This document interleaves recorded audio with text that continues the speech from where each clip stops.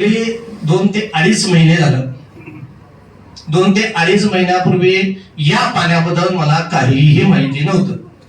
मी शिक्षक होतो, मला एवढंच माहित होतं की आमच्या शहरामध्ये 70% पाणी असते, एवढंच माहित. मग ते नंतर थोडस एक अनेक होतं की टीडीएस, पाण्यामधलं टीडीएस बघतात, ते पण आरओला वगैरे काही तर टीडीएस कमी पाहिजे, जास्त असेल तर ते चांगलं नाही, अशा प्रकारची माहिती होती.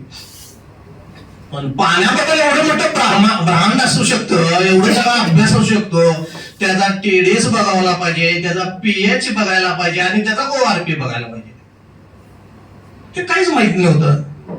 2-2.5 महिन्यापूर्वी ज्या वेळेला असेच या ठिकाणी लोहार सर आहेत, चव्हाण सर आहेत, त्यानंतर आमची एक टीम इचलकरंजीची आहे, उपरे सर म्हणून किंवा प्रेम पाटील सर म्हणून, त्यांनी असं मला फोन केला होता. त्यांनी सांगितलं की असाच एक चांगला विषय येऊ का.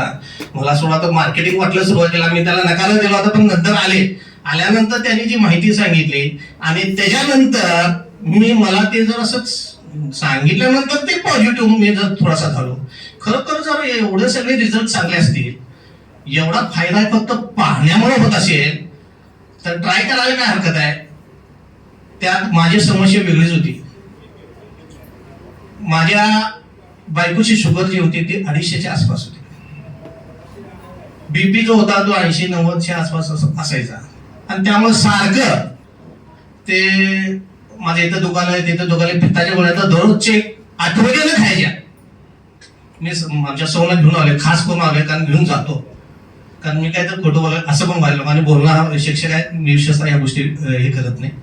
तर दररोज एक पित्ताची गोळी खायचीच, त्याशिवाय ते पित्त थांबायचं नाही. आणि मग दुकानात गेले, मलाही हा त्रास होता, पित्ताचा त्रास होता. काय बऱ्याच वेळा रात्रीच्या वेळेला एकदम अचानकपणे उठून बसायचं, छातीत दुखाले, धडधड आले, हे वाले तेव्हा. आता काय बहुतेक वेळ आली असंच वाटायचं त्या वेळेला, काय तिकीट काढली वाटतं असं वाटायचं. आणि मग हे 2-2.5 महिन्यापूर्वी मला ज्यावेळेला कळलं, त्याच्या दुसऱ्या दिवशीच आमचे एक बर्तनचे एक हॉटेल म्हणून त्या ठिकाणी हा डेमोचा कार्यक्रम होता. लोहार सरांनी त्या ठिकाणी अतिशय सुंदररित्या ते डेमोचं मार्गदर्शन केलं आणि त्याच वेळेला मी मनामध्ये विचार केले, ठीक आहे, एवढं जर महत्वाचे असेल तर पहिल्यांदा मी ट्राय करणार, ते पाणी पिणार, बघणार आणि मग काय असेल ते ठरवणार. त्याच्यानंतर आमच्या इथं इचलकरंजीमध्ये एक आमची शिक्षकांची पतसंस्था आहे, त्या ठिकाणी एक सेंटर आहे पाण्याचं.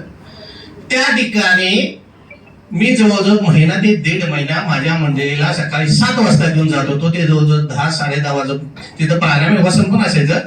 तिथं मी जवळजवळ बसून 1.5 लिटर मी पाणी स्वतः पिणार आणि आमची मंडळी पण पिणार. तर होत काय केलं, हळूहळू याच्यानंतर जी शुगर आमच्या मंडळीची 250च्या आसपास होती ती 101, आम्ही तपासत होतो, 7-8 दिवस झाले की तपासून बघत होतो.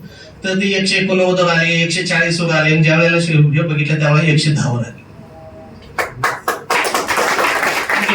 ठीक आहे, काहीतरी आहे यात, 100% आम्हाला ते जाणवलं. माझा वैयक्तिक रिझल्ट, मला ते जळजळायचं, पित्त वगैरे त्रास जो होता किंवा असं वाटायचं की कधी तर ते सगळं थांबलं, काहीच वाटत नाही. उलट दररोज ते काहीतरी वेगळंच आपण करायला लागलोय, वेगळीच ऊर्जा, जी इम्युनिटी म्हणतो ती इम्युनिटी जबरदस्त या पाण्यामध्ये आहे. ज्या वेळेला हे घेत गेलो त्यावेळेला मग मी ठरवलं की नाही, आहे काहीतरी चांगलं आहे आणि आपण हे घेतलं पाहिजे.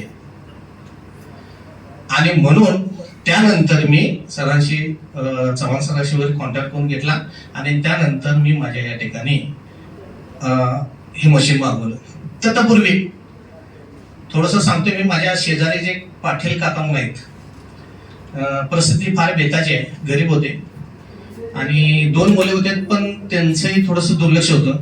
त्यांना जवळजवळ 4 वर्ष झालं लकवा होता, त्यांचा हात वगैरे असा असायचा आणि डॉक्टरने त्यांना एक घरी घेऊन जावा, एक 7-8 दिवस काय जगते काय खायला मागितलं तर घाला. मुळात खातच नव्हते, काही पाणीभर चमच्यावर पिला तर पिला, नाही तर नाही. उठवायला 4 माणसं लागत होती. अशा अवस्थेमध्ये ती व्यक्ती होती. आणि मग मला जेव्हा ध्यानात आलं की शेजारी आपली अशी एक व्यक्ती आहे आणि मी ऐकलं होतं लोहार सरांच्याकडून टीम करून अशा पद्धतीने आपल्याला चांगले रिझल्ट मिळतात म्हणून म्हटलं ट्राय करायला काय हरकत आहे. मी त्यांच्या जाऊन घरी जाऊन त्यांच्या मंडळीने सांगितलं, मावशी असं पाणी देऊया का आपण, चांगलं आहे. तर म्हटलं आता काय, आता ह्यात काय देऊन काय फरक पडणार, काय बघा काय करायचं. आता डॉक्टरने तर सांगितलं सगळं सप्लायच म्हणून, काय तुमच्याकडे होत असलं बघा राव. मी त्या सेंटरमधून ते 11.5 पेजचं पाणी आणि रेग्युलर आपलं 9.5 पेजचं पाणी वगैरे विकत आणून त्यांना द्यायला चालू केलं. आणि 15-16 दिवस गेले. ज्या व्यक्तीला उठवण्यासाठी 4 माणसं लागत होती ती व्यक्ती स्वतःहून उठून बसू लागली आणि जे काहीच खात नव्हते ते मागून फिरू लागले.